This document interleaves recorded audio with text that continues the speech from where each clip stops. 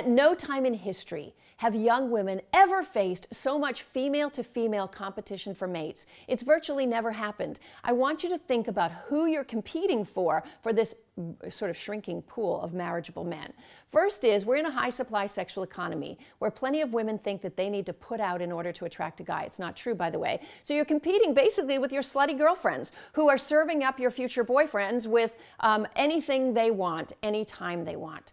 Secondly, you're competing with MILFs. You know those mothers I'd like to finagle into my bed? Remember, there are 14 million single mothers out there raising 25% of American children, and a mother's place used to be in the home, not in the bar and the gym, but there they are, all these single mothers competing for your men.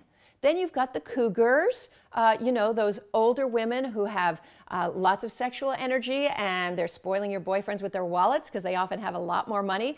Because sexual mores have changed and it's no longer considered immoral for Mrs. Robinson to prey on a young man, your future boyfriends are also being spoiled by all the cougars out there.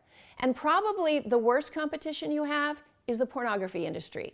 Fully 1/3 of all content on the internet is porn.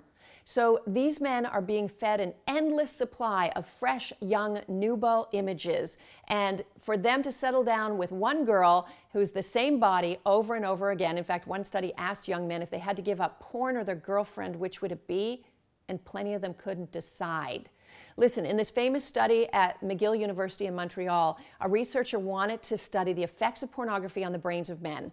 So in order to do good science, he needed to have a control group of men who had never consumed porn and then compare it to the group of men who were consuming porn.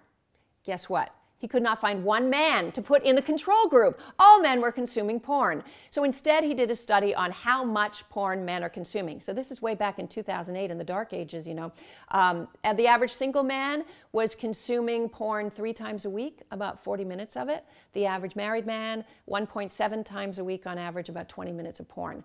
That's a lot of stuff to compete with. That's why the only way to have a successful mating success in this high supply sexual economy is to practice slow love. Google it, slow love. It's all in the 30-day Love Detox.